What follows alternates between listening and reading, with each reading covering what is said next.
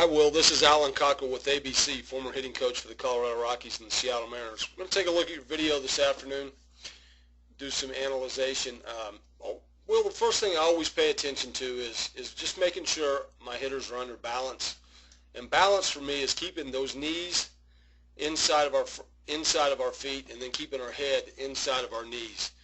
At any time, if we get outside of that, then we're going to have some difficulty maintaining balance, staying under balance, and whenever we lose balance, we're going to lose the barrel of the bat. That's the most important thing that we can control when we go to the plate as a hitter. So we have control of our balance, and that's so important with maintaining control of the barrel of the bat. Okay.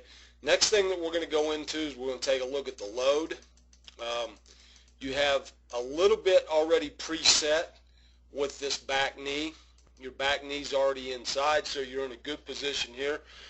I just want you to know that it's important to try to keep our weight on the inside part of this back thigh. That's where I want to gather my energy or gather my weight to the inside part of that thigh, so I don't have a tendency to want to push forward. Okay, you look to be in a real good position. We're going to go to the foot down stage. Okay, as your foot lands, it's important to know that I'm sure you've heard the term get your foot down. It's not until the back heel firmly plants into the ground am I fully loaded. Okay, when that back heel plants, now I'm in a position to start my swing. And the biggest thing that I look for in this particular position is I'd like for guys to have equal bend in both knees, or a little bit stiff on the front side. It's not going to hurt you on the ball away. It might hurt you on the ball in just a little bit. Take that back. It's not going to hurt you on the ball in. It might affect your swing on the ball away. So if we can just maintain some equal balance, equal bend in these knees, we're going to be in a pretty good position to cover the plate. The next thing I look for is that our hips are square to home plate. Okay? A lot of times when this gets a little bit stiff, this front hip will get a little leaky, and when it starts to leak open quickly, then we have difficulty handling the ball on the outside part of the plate. Okay, biggest thing that I look for now is this front stride foot. We want to keep this stride foot at 45 degrees or less. You're at 53. That's not too bad. Again, 45 degrees or less than that is the pretty much the optimum that we're looking for. Anything more than 45 degrees, again, we're going to get just a little bit leaky with this front hip. Okay, so that's just something to pay attention to. So at this position, two biggest things I'd like for you to maybe hone in on, or keep an equal bend in both knees, and keeping this stride foot in here more at a 45. That's going to close up this front hip just a little bit and help you with covering pitches away. Okay, now we're going to get into the swing phase.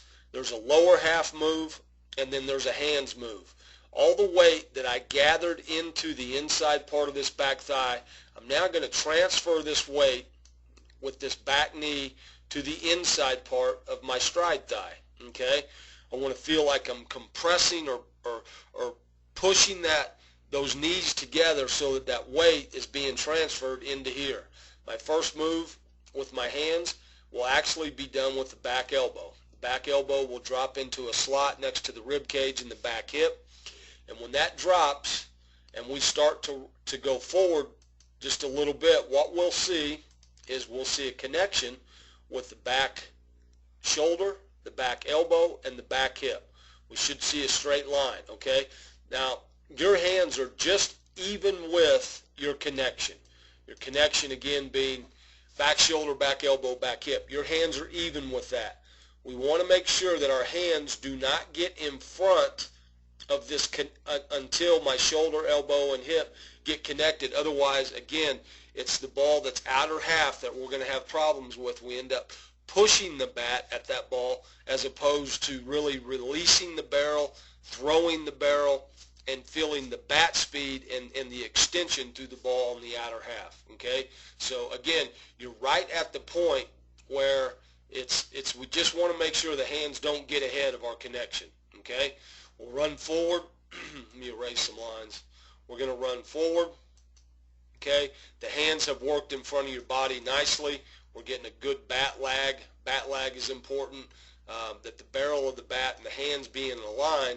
We don't want to expose the handle of the bat too early in the hitting zone, and you're in a good position right here. So we're going to run this forward now to contact.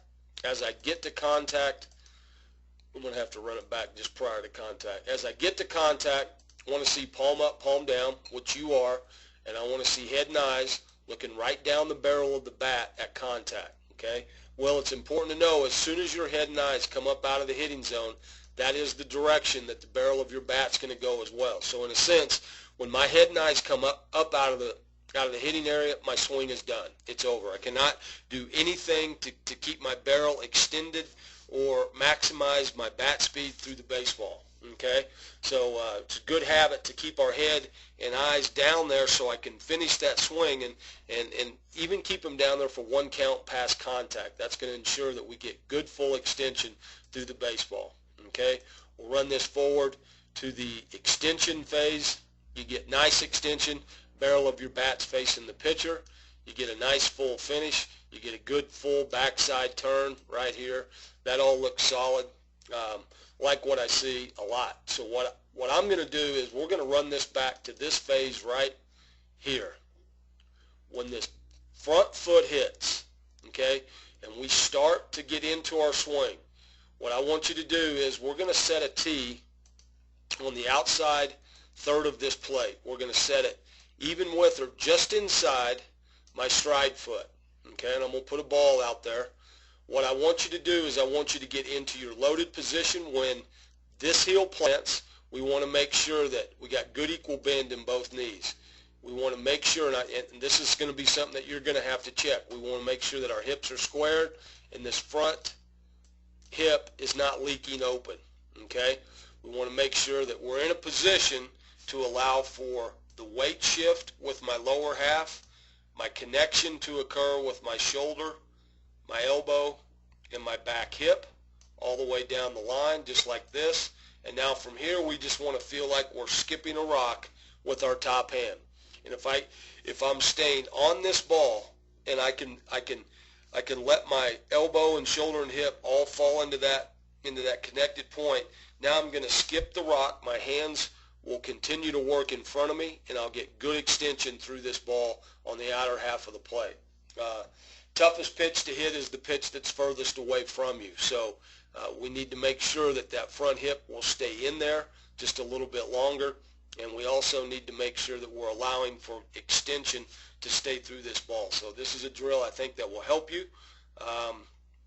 Continue to play. You got a good looking swing. I'm just trying to, I think we can keep you on the ball just a little bit longer, mainly with this front knee and keeping that front hip in there. So I want to thank you for coming to our camp, and good luck, bud.